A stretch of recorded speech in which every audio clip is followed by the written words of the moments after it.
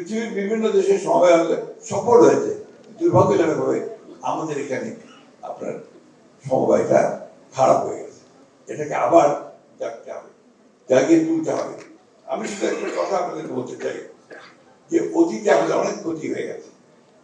আমাদের ফ্যাসিস্ট সরকার আমাদের প্রতিষ্ঠানগুলোকে ভেঙে দিয়েছে, বিশ্বাসগুলোকে ভেঙে দিয়েছে, আমাদের আস্থাগুলোকে ভেঙে দিয়েছে।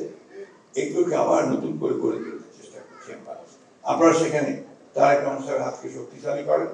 তার যে কর্মসূচিগুলো নিয়েছেন সেই কর্মসূচিগুলোকে আমরা সবাই সাহায্য করি, সহযোগিতা করি। আর একটা জিনিস, দুর্নীতিকে একেবারেই না বলতে হবে। আমরা দুর্নীতি দেখতে চাই না।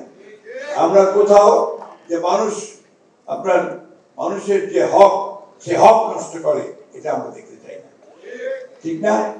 এটা জোর মনে করতে হবে। এবং আমি নিজে যদি ঠিক থাকি তাহলে আমি অন্যদের ঠিক করতে পারবো। এটা খুব বড় কথা, মনে রাখতে হবে সেটা। আমি চেষ্টা করব যে আমরা মাননীয় প্রধানমন্ত্রীর কাছে আমাদের যে সমস্যাগুলো থেকে আলাপ করছি আন্তরিক হিসাবের সঙ্গে, তাকে আমরা একটা এই বিআরডিপি সমবায়, এবং সমবায় আন্দোলন ব্যর্থ হয়ে গেছে আমাদের এখানে, ব্যর্থ হয়ে গেছে বাংলাদেশে।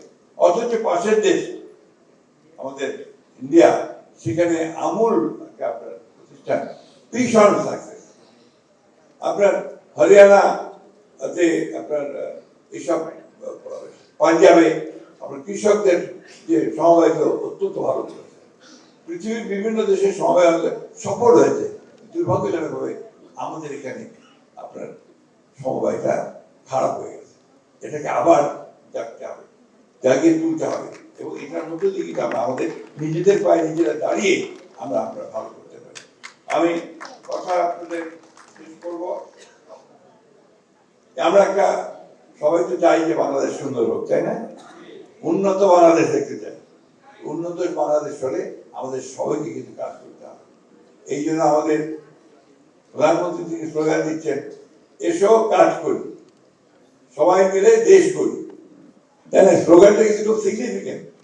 আমরা কাজ করি, আসলে দেশ করি, আর বলছে যে সবার আগে বাংলাদেশ। এই বিষয়গুলো যদি আমরা সামনের দিকে এগোতে থাকি, আমাদের ছেলে মেয়েদেরকে সেইভাবে আমরা সুশিক্ষিত করে তুলতে পারি। আরেকটা ব্যাপার আছে, খুব কষ্টকর, এখানে আমাদের শিক্ষিত ছেলেরা কাজ পায় না, আনএমপ্লয়মেন্ট, লক্ষ লক্ষ আমাদের শিক্ষিত যুবক কাজ পায়। কাজ পাবে কি করে পাবে? আমরা আমাদের ছেলেমেয়েদেরকে বিএ এমএ পাস করে, ঠিক না? বিএমএ পাস করে সে কোন চাকরিটা পাবে বলেন? ওকে কেন আমি ইলেকট্রিশিয়ান বানাই না, কেন আমি প্লাম্বার বানাই না, কেন আমি তাকে আপনার মেকানিক্স বানাই না? আমার জেলা ঠাকুরগাঁও, আপনারা জানেন, সেই ঠাকুরগাঁও গ্রামে আমি 4-5 দিন আগে গিয়েছিলাম। সেই ভদ্রলোক নিজে সাইকেল মেকানিক ছিলেন। সেই সাইকেল মেকানিক নিজে চিন্তা করতে করতে তিনি আপনার সোলার প্যানেল দিয়ে, নিজের আপনার প্রযুক্তি দিয়ে তিনি পাম্প অপারেটর মেশিন চালু করতেন সেচ দেওয়ার জন্য, জমিতে পানি দেওয়ার জন্য। তিনি ওই সোলারের যে এনার্জি, সে শক্তিকে কাজে রেখে তার ওই উদ্ভাবিত আপনার যে মেশিন, সেটা দিয়ে তিনি পানি দিচ্ছেন। 28টা পাম্প দিয়ে 300 একর জমিতে পাম্প দিচ্ছেন। এবং তার একটা মুরগির খামার আছে, 4300 মুরগি আছে। তার মাছের আপনার আমরা কি বলি, মাছের ঘের না, আপনাদেরকে ঘের বলে, আমাদেরকে বলে খামার। ঘেরে খামার বলে, পুকুর আছে। এখানে উনি প্রচুর মাছ চাষ করেন, এবং ওখান থেকে আবার ওই মাছের রেণু বিক্রিও করেন।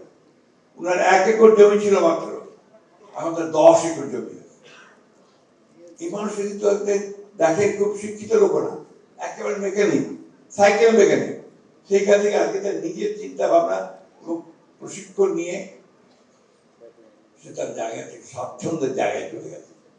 এই কাজগুলো কিন্তু আপনার জরুরি। আমি এই জন্য বলছি যে আমাদের ছেলেরা যদি আজকে নিজের চেষ্টায়, নিজের প্রযুক্তি সে যদি কাজ শুরু করে, সে নিজের পায়ে সে নিজে দাঁড়াতে পারবে। শুধু চাকরি খুঁজবে কেন? সেলফ এমপ্লয়েড হোক, নিজেও কাজ করুক। আরেকটা কাজ আছে, সেটা হচ্ছে আপনার বাজার খুঁজে বের করা। আপনাদের মেয়েরা যে কাজগুলো করেছে আমি দেখলাম বাইরে, অত্যন্ত সুন্দর কাজ করেছে, হাতের কাজ করেছে, কিন্তু এর জন্য তারা বাজার পায় না। ওই বাজার থেকে পাওয়ার জন্য আপনাদেরকে কাজ করতে